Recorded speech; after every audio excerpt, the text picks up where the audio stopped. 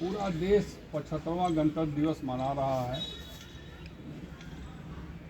जैसा कि हम सभी लोग को मालूम है कि हमारा देश अंग्रेज़ों के हाथों 200 साल तक गुलाम रहा और 1947 को अंग्रेज़ों को हमारे वीर शहीदों ने, हमारे महापुरुषों ने, हमारे देश के नेताओं ने, युवाओं ने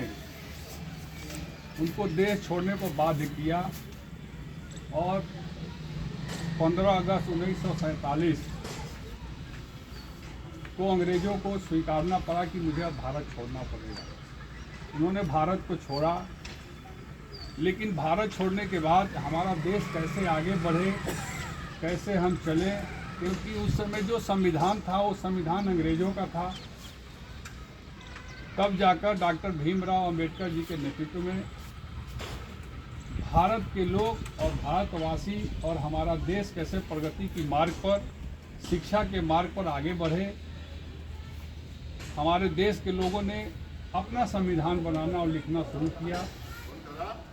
जो 25 जनवरी 1950 को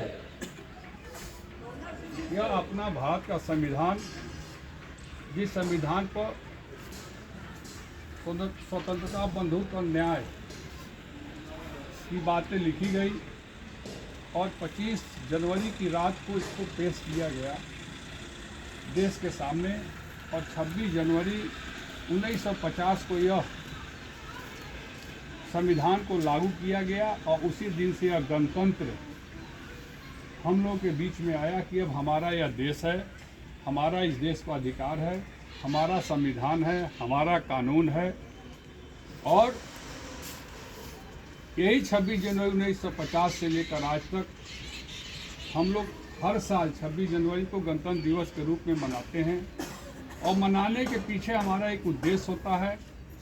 कि हम और हमारे आने वाली पीढ़ी को यह मालूम रहे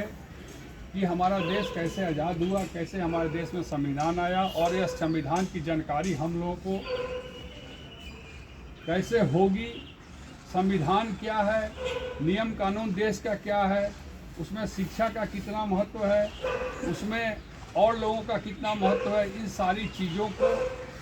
लेकर यह गणतंत्र दिवस 26 जनवरी हम लोग हर साल मनाते आ रहे हैं। और आने वाले समय में जब तक हम लोगों के शरीर में जान रहेगी, सांस रहेगी, तब तक हम लोग गणतंत्र दिवस और स्वतंत्रता दिवस अपने देश के लिए मनाते रहेंगे, क्योंकि इससे बड़ा कोई राष्ट्रीय पर्व हमारे जीवन में नहीं है। पर्व तो अपनी सुविधा के हिसाब से बहुत सा पर्व त्यौहार हमारे देश में मनाया जाता है। अगर देखा जाए तो प्रतिदिन कोई ना कोई पर्व और त्यौहार हैं जो पुरुष और महिला दोनों मनाती हैं, लेकिन यह राष्ट्रीय पर्व साल में एक बार आता है और इससे बड़ा पर्व मैं किसी और पर्व को